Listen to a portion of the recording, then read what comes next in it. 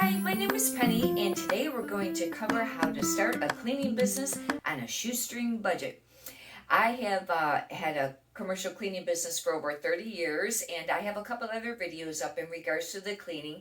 And I started out in residential and then eventually moved up to the commercial cleaning. And today I thought that we would go over a few things on how to start a cleaning business on a shoestring budget, and we'll start with the residential aspect of it. Anyhow, one of the first things you're going to want to do, and I know that some people don't take time to do this, and you really should, two things. And I know a lot of people out there aren't doing this, and they didn't used to, but this is really important. One, get your business name. It's very easy.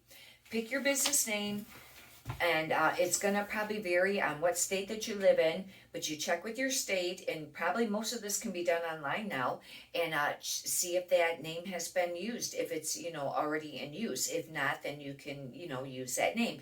And when you do that, it's called like an assumed name, and you go ahead and file your paperwork for that. You're going to be updating that your assumed name once a year. You'll be you're supposed to, like, you pay like $25 to do, like, it's called like your annual report for your assumed name. And they used to send you a little statement, and you just paid it and filled it out and mailed it in. Well, at least here with the state where I live, they stopped sending them out, and you got to actually contact them. Either do it online, which I wasn't sure about doing it online. I called them, and then I they mailed it to me, and I filled it out. Anyhow, that's the report. Get your assumed name, which is your business name. And the second thing you're going to want to do is get business insurance. It's really not that costly. I know a lot of people don't want to put that money out, but you really should have business insurance, even if you're doing residential, even if you don't have employees.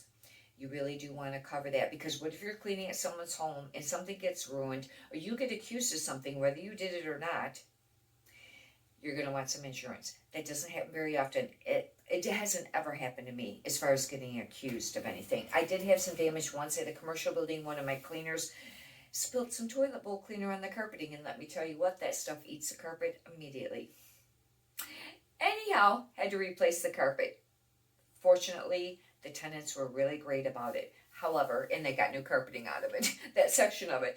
But you're going to want insurance. And I don't know, it was a very small claim. It really didn't affect my insurance because it was just a small area. But the important thing is to get business insurance. Then you're going to want to decide whether you're going to be just let me see, used to be called solo, but now I think it's called something else. Your business name, or is it just going to be that you're self-employed, or are you going to have an LLC? I suggest the LLC. Talk to your accountant attorney, but the LLC does give you a little bit of cushion against like suing and things like that. Anyhow, that's just a little tip. Follow through with that. But the business insurance really isn't that much. My insurance is I know on the commercial end of it, of course, I got that beefed up too, even though I don't have employees, right now. I used to, but I've been downscaling it. You're insured for like $2 million, and it's about, I think it's about $800 for the year, but you only pay it quarterly. And, usually you just have to pay that first quarter set up, which is like $200. And I know sometimes it's a lot to come up with, but this is worth it. Okay, we'll get on to the other stuff. I know that's some topics that people really don't like to talk about or take time to mess with, because I totally understand. I was the same way. But those are things that you're going to want to really address.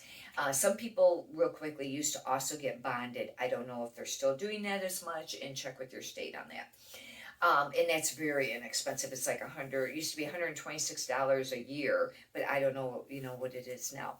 But anyhow, and then if you do get bonded real quickly, they would even though you paid it every year, they didn't give you an update. You just had like your original. Maybe if you contacted them, if you needed something more, they could go from there.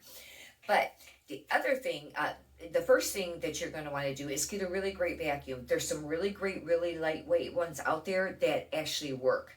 Some of them don't work that great. And a lot of vacuums that are just sold for like personal use, people's homes, they don't do edging. They don't suck carpeting very great, especially if you get in the commercial end of it, where it's really low ply and there's really no padding. You know how that is in commercial settings. It's real flat. Well, a lot of those vacuums won't pick up great. You're going to want a commercial vacuum.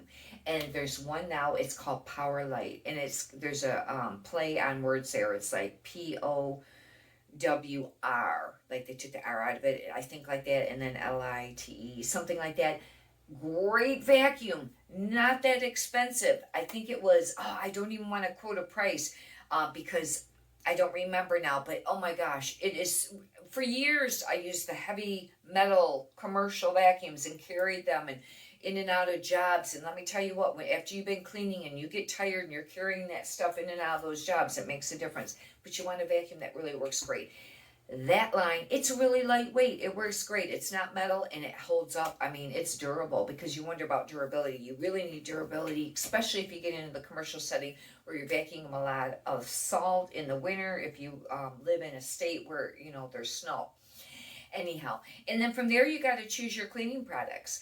Now, all the cleaning jobs that I went on, I supply all my own cleaning products. And I prefer it that way because I want to use what I know is going to work. And also, you want to be cautious of what you're being exposed to. That's something you're going to want to really consider. For years, one of the standard things to use was bleach or products that have bleach in it. I quit using bleach probably over 25 years ago or more. I refuse to use any product that has bleach in it because a lot of times cleaners over long-term exposure had permanent damage to their body from using bleach. It's very, very bad on the body. That's something you're going to want to really, really research.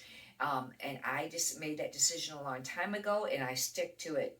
I will not use any product that has bleach in it. There's a lot of other alternatives that works just as great. Some things may take a little bit more effort. There's other things that disinfect greatly too. Products that don't have bleach in it. But I know, especially if you get into the medical setting and some of the health, like maybe if you're doing restaurants and things like that, they want bleach used. That's something that you're going to have to make a decision on. But if you're doing residential, most people are pretty fine with, you supplying, and it doesn't matter to them. A lot of people have really went green. I don't go totally green, but I try to stay close to green as much as I can. There's another great product called Barkeeper's Friend, and it should be sold pretty much anywhere. It's a cleanser, and that is really great. It removes rust, buildup. Watch putting it on some surfaces because it was scratched like any type of cleanser. However, there's really no smell to it. Now, you don't want to do like really probably super prolonged or exposure to it, but for the most part there's no smell to it. But anyhow, pick up some of your cleaning products. And another one too, Glass Plus, you should not have the sulfates and the ammonia in it, and that's a glass cleaner. And that was a really great product to use, and it worked better, nicer than even the products that had all that stuff in it. In a paper towel, if you're going to be using paper towel for like mirrors and things like that, I know a lot of people go to the microfiber cloths now, but the thing of it is with those, if you're doing like mirrors or very much glass surfaces, after a while that's going to get wet and it's just going to smear. Anyhow, you may have to use some paper towel, but they work great for a lot of other surfaces, especially picking up dust because the stuff kind of clings to it. But Scott paper towel, it's got one of the less like lint in it. So when you're cleaning, it doesn't have lint, and then it doesn't have, leave that on there. And remember, whenever you're opening a roll of paper towel, don't use the first couple rolls where it's been glued. Don't use that. Or the very end where it's been glued, because if you try to use that piece, that glue will get on whatever you're cleaning, like a mirror, it'll streak glue. And then you got to try to work to get that glue off. Anyhow, just in case you didn't know that. Once go from there and try to get pick out what cleaning products that you want to use.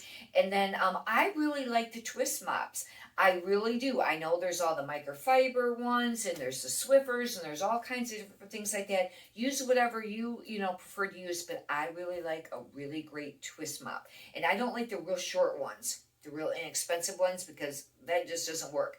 I like the regular sized ones. And then, and they have heads, you can replace them, but they're not easy to replace. A lot of times, to tell you the truth, I'll just end up pitching it and get a whole new one, because by the time you do that, and the head, sometimes it's just worth it to get the whole new thing. But they last for quite a long time.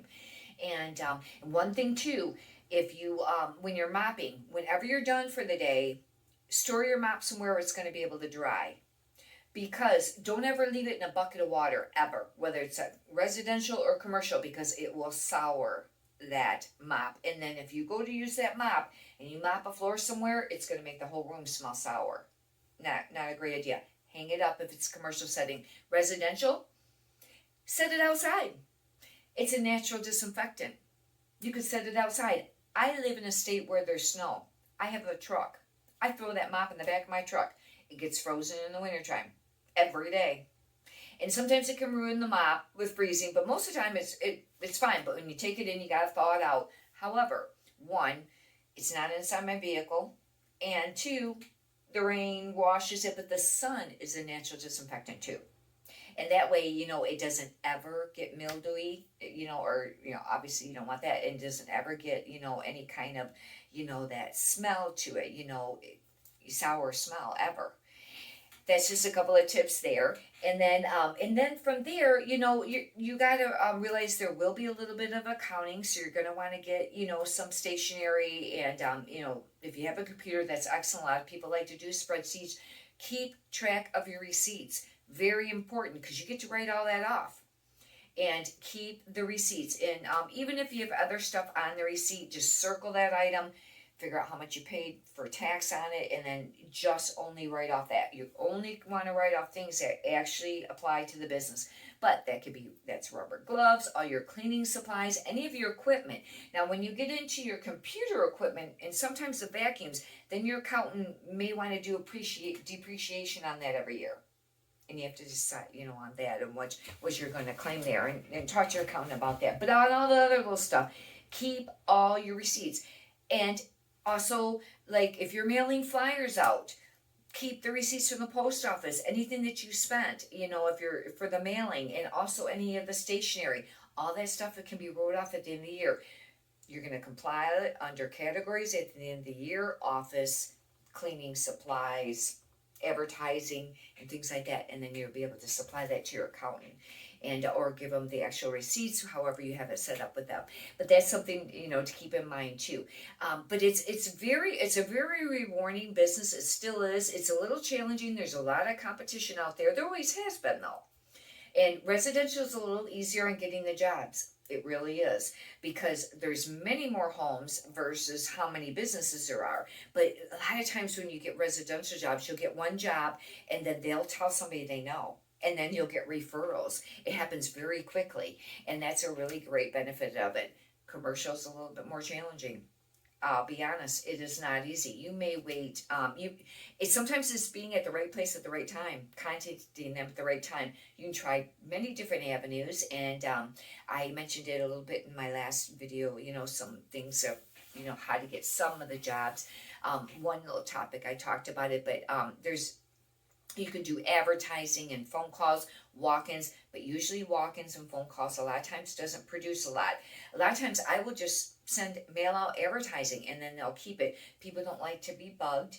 And, with the walk-ins, the cold calls and things like that, sometimes it works, and cold calling has worked, but it's hard to make a lot of calls and get turned down and things like that. But as far as the residential, a lot of times you can put up you can print it out on your old computer and make like a flyer and with the phone numbers at the bottom where people can rip off. A lot of times people will put that up in like their grocery stores or hardwares or things like that. You can get a lot of jobs from that. Or you can pay for advertising in your newspaper. Also, they really don't do phone books anymore. It used to be that, but that's very expensive. But also, you can also do maybe signs that you can put different places, but you have to check with the places and also the ordinances. Some people like to put it on their actual vehicles. I chose not to do that. But those are a little bit some suggestions there. But it really does not cost very much to start a cleaning business as opposed to other businesses. It's a fraction, and you can build up from there. You can buy more equipment as you go along, or nicer things as you go along, but it's very minimal. And it really, unless you're going to go like big time and try to bid on some really huge commercial jobs right off the bat, which I don't know that's very hard to do. Most people don't do that. Plus, you really want to have some references before you do that. But unless you were to do that, where you gotta like buy a lot of equipment, it's very inexpensive. These are ways to buy this stuff you can buy at the grocery store. When you get into the commercial, I did used to buy stuff online, and where I had to supply garbage bags for some buildings or some of the equipment that I use, the mopping systems and things that you would use for commercial. Well, then yes, you get into ordering things, but starting out residential or some of these small offices, this stuff works. And I had a little cart, and this little cart, one time I think I got it at Big Lots, and then I think like Office Depot had them for a while. They're like a little cart that folds up, but they have a long handle that retracts down, but you pull it up, like, that you can cart stuff with. It's kind of like a filing cart, maybe it was called. But you can put stuff in it. And I used to put all my cleaning stuff in that. So I had my cart and my vacuum. I could carry everything that way. And anyways, that really worked.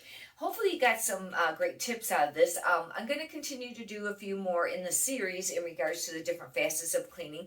But maybe you got some valuable content out of it. I've really enjoyed the cleaning business. There is money to be made in it. You can make some really great money. It is hard work, but it's very enjoyable. And anyways, if you have any questions, leave them in the comments, and hopefully you got some valuable content. Have a blessed day. Thank you.